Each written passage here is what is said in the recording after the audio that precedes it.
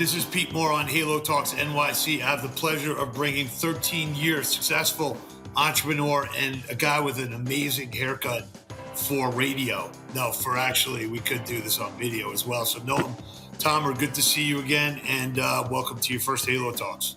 Thank you. It's a pleasure to be here. Appreciate you. Awesome. So you got your diplomas behind you here on NYU and what you built. But first, tell us, why'd you call it TS Fitness, and why'd you decide to start a studio back in the early days of 2011? So, I'll tell you a little bit about my backstory. So it's interesting. We met for the first time. I know you were meeting a lot of people, but with Doug Levine, from the founder of Crunch. So that's my alma mater, along with NYU. So I started as a personal trainer. I worked in the hotel industry for a little bit, was getting my master's degree, became friendly with the trainers at the neighborhood Crunch. They were telling me a little bit about the industry. They were telling me a little bit about, their flexibility and everything. So I decided to work a little bit more part-time, and I became a trainer. Also wanted a free membership. So that was a little benefit. So I worked my way up the ranks, was a personal trainer, became an assistant manager, ended up becoming a personal training manager. And then I decided to go off on my own. When you're a personal trainer, it's almost like you're an entrepreneur.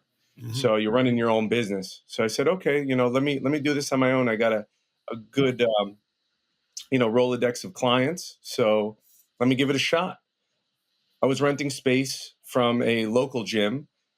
And then I started doing the numbers, and I said, okay, these numbers kind of match up. Why don't I open my new space? I know how to manage people. I know how to build a team. And that's what I did. I went out not knowing anything really about running a business, made all the mistakes you can make.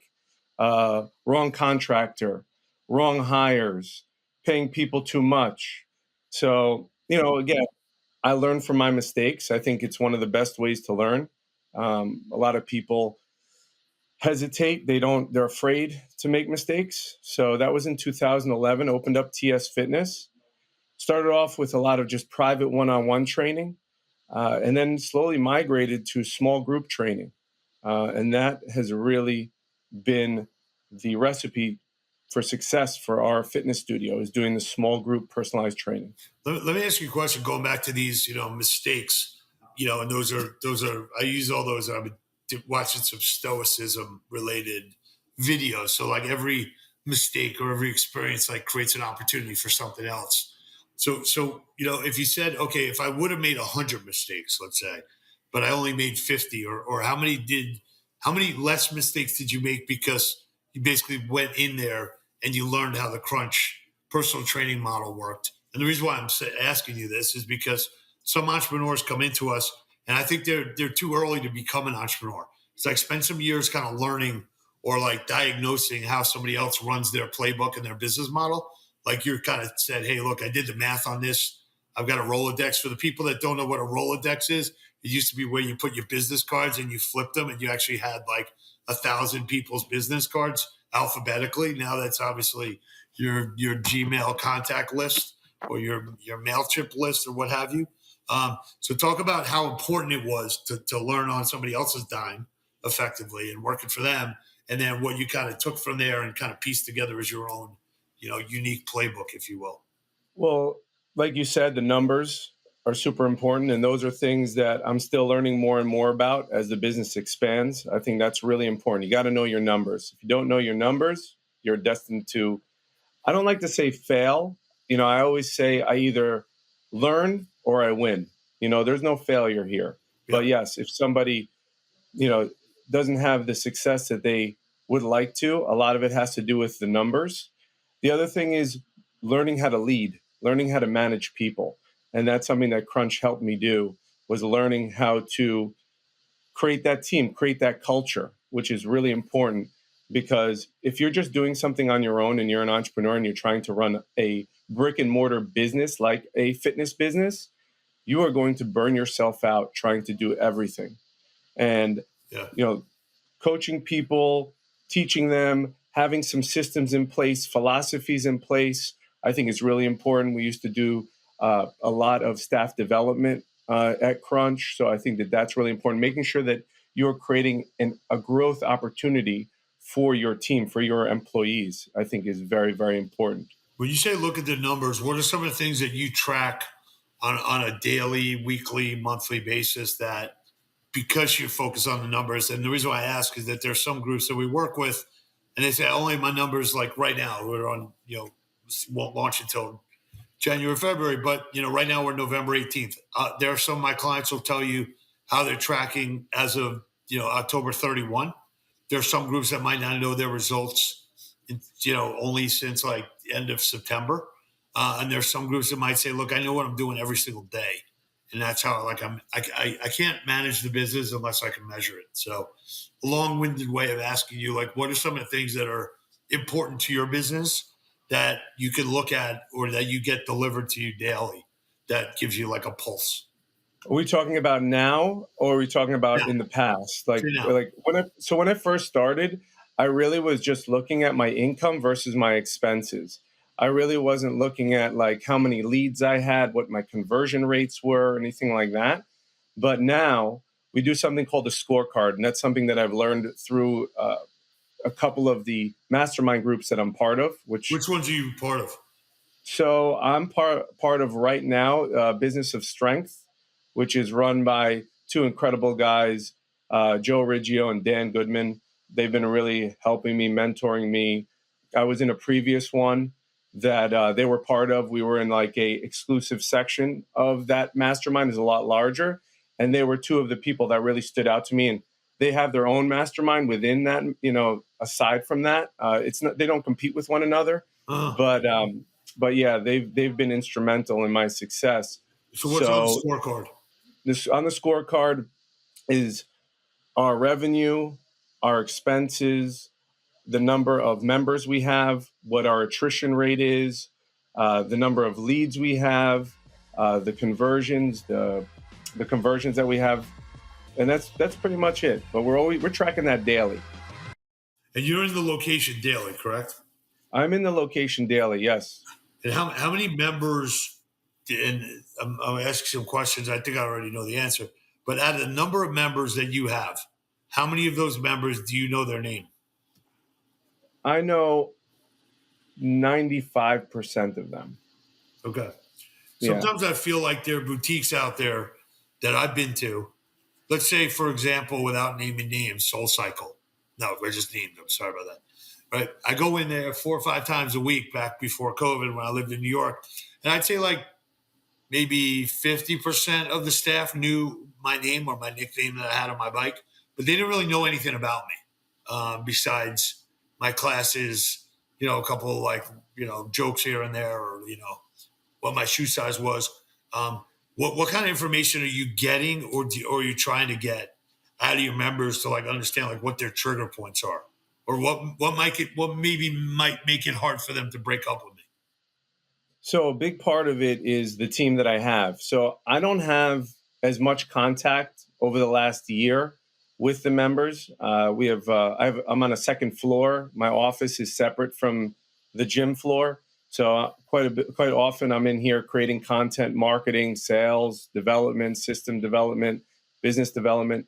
So I do something called a 4-bullet Friday, where every week I'm emailing all the members. I'm giving them some interesting information. I'm making some jokes. I'm getting them to know me, getting them, helping them like understand who I am. Okay. So that's how I kind of connect with them. I also make sure to reach out via text every week to new members if I haven't met them yet. Right. If I see a name that I'm unfamiliar with on our attendance sheet, I'll try to go up there and introduce myself. So that's one of the biggest things about our studio is the community. That's what keeps people coming back. We understand that, our client avatar or member avatar is a certain demographic with certain pain points, and we become the solution for that. A big part of it is also checking in with our members. A lot of gyms, a lot of fitness studios, they'll just leave people to their own devices. They don't do check-ins with them. They don't see how their progress is. We use a tool called an N-Body. It's really just a accountability tool. You see what their body fat percentage is, what their muscle mass is, and the program works. I would say about 90% of our members achieve their goals. They're happy with their goals. They come because of the goals that they have, these pain points, but they stay because of the community. Mm-hmm. We do something kind of fun in every single workout, which is an icebreaker. So right away, we're finding out information about our members. What's your favorite sports team? Good. I can see that it's what is your favorite one? The Giants or the Rangers, would you say? It's a great question. I would say right now I'm more of a Ranger fan than a Giant fan because of their success that Fair I'm weather fan. attached to versus their lack of success. So, Yeah. but also it's a pain in the ass to get in and out of MetLife Stadium versus walking to the Garden. So, The Garden is I went so to a much. Ranger game last night against the Kraken. We won 2-0. Yeah. So, Love it. yeah. So some of the things you're talking about here, I joke around, but I'm serious, is that you can't have artificial intelligence until you have intelligence. So it sounds like if you know that my favorite team, that's going to be another connectivity point. If you know that, and I say this on other podcasts, if you know that when I was 12, I used to be a chubby kid and I used to shop at the Sears department in the Husky section because I had to get elastic jeans because I used to eat a lot of sugar. Like, you got to know that that's a trigger for me. And that if I'm in your class and I look like I gained a couple of LBs, you're going to be like, bro, are we going back to the Sears Husky section, or are we going to go into small group training class? Like, let's get our shit together here. Okay, stop fucking around. And those things also connect you to other members. Yes. They'll start being banter between two members, Yeah. and then they start talking and trying to schedule sessions together. And before you know it, they're hanging out outside of the gym, and that's a connection that we created. And that's how you get a member to stay for life. Unfortunately, it is New York City, so you are dealing with a lot of attrition because of people moving. They move 30 blocks away. They're not coming. I was just going to ask you that because I live exactly 21 blocks from you right now. And this podcast the one takeaway from this podcast, regardless of other people, might be I'm going to become a member of your location because I want to get results. And I haven't gotten the results on my own because I haven't been motivated the last several months to do that. That's my own situation I'm working through. All right, we should talk. But my question for you is, you're on 61st and second half, right? So yeah, 61st between first and second. Yeah.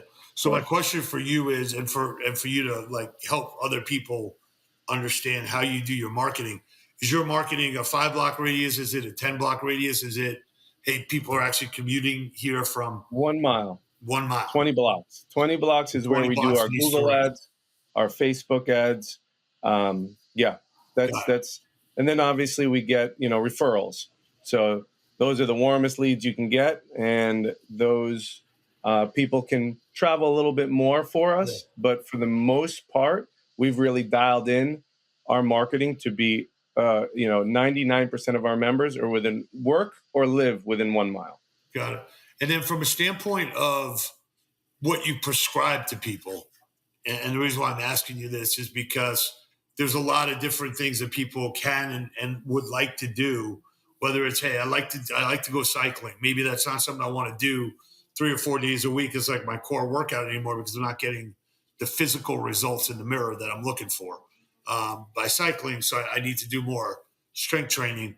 Are you helping people prescribe like, hey, this is what you're looking to achieve, and I could be like 60 or 70% of that workload? And here's what I want you to do on the recovery side, either with us or somewhere else. Here's what I want you to do physically outside of taking our small group training classes. So how do you think holistically about giving someone a prescription and maybe understanding or overtly saying, you don't have to come here 100% of the time. Like, I'm like your anchor, but I also want you to do other things. I don't want to pigeonhole you into like, I'm like your only place, and you listen to me and everything has to happen on 61st Street. Yeah. I think that strength and conditioning is going to give you the most bang for your buck. And I think that people are really understanding that. We definitely are getting a lot of people that are coming from us from other more cardiovascular and HIIT style type of workouts and understanding that they're not getting the results that they want because they are doing more of a calorie burn more than changing their body composition. And Right. also, the older you get, the harder it is to do that, the more wear and tear on the body. So when we prescribe, which we do, when people come in, based on what they're doing outside of the gym, when they come in, we'll suggest either 2, 3, or 4 times a week of training. I would say about 75% of our people are coming in about 3 times per week. And then they're doing some type of cardiovascular or like movement based. I'm a big fan of Pilates. I'm a big fan of yoga.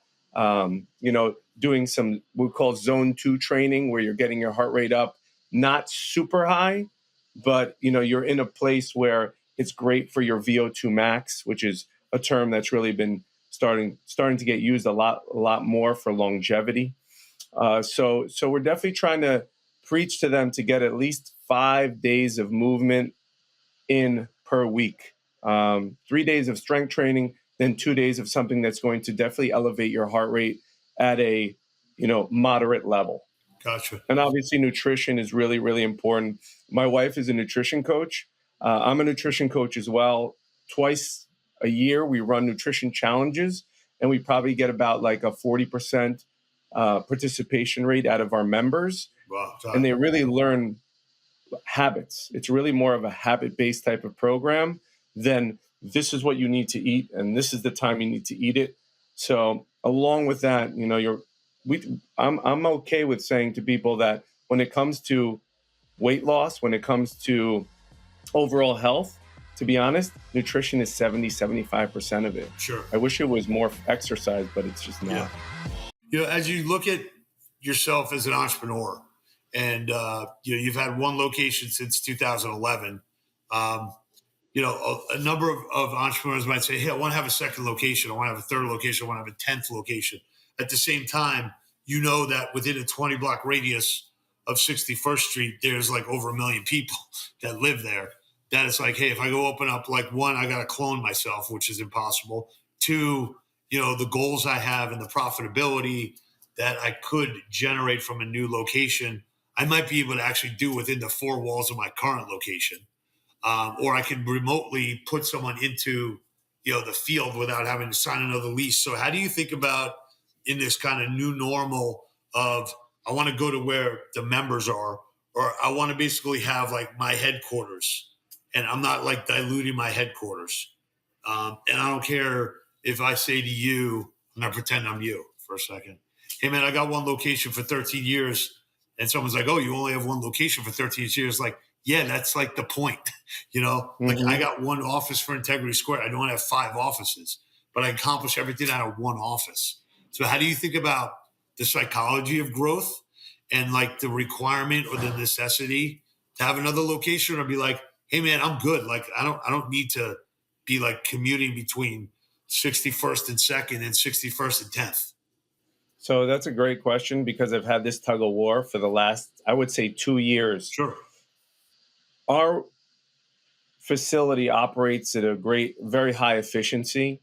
The one thing that I can say is that if you're going to open up a second location, you better have somebody that is going to be an awesome number 2, either opening up the next location or stationed at your first location to make sure that things do not, fall off. Yep. So a lot of people will go and open up another location without having that, or they'll, spread themselves so thin. Some people are built like that. Some people can do it. I think I'm somebody that is built like that, but do I want to do that? Has been the question.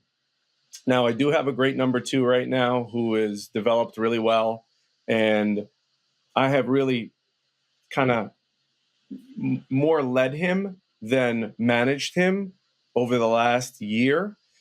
I believe that he can run this facility quite well without me here, where I can go and open up another facility and then grow somebody to run that second facility. So I'm definitely in agreement that you can just stay with one location and do quite well, especially in New York City. The challenge for me and the kind of like head trash that I have is that there's a lot of people in my mastermind group. Nobody's in this city. It's really interesting. Out of the mastermind groups that I've been, nobody's in New York City or in like a big, there's nothing else like New York City.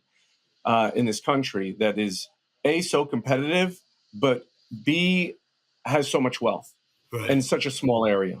Yeah. So I've seen people in the suburbs open up 3, 4 locations because A, you have a car, you can drive to locations. B, once you get a person locked into your gym in the suburbs, they're not going anywhere. They're staying 30 or 40 years. Your attrition is not going to be as high as somebody saying to me, oh, I'm moving downtown, or oh, I'm moving to the suburbs, or oh, I had a baby and now we got to move out because we don't have enough space. So that constant turnover is something that becomes quite a challenge about opening up another location. But if you do it right, your margins can be super high in New York City. Yeah. Yeah. And then from a standpoint, talk about like the person that you're talking about here, who is number two.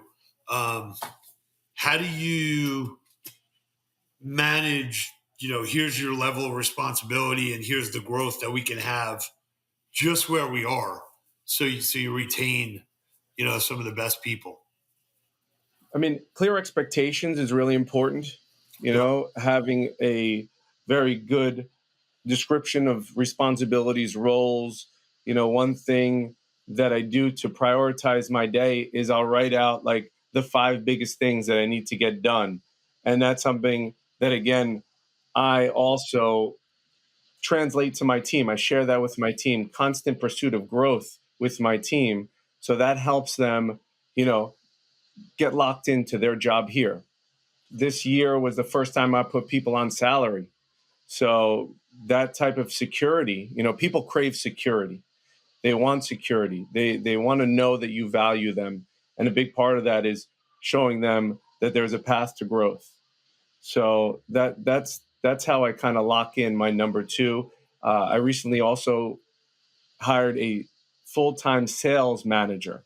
Okay. And that's somebody that is doing, I mean, it's awesome to see this kid grow.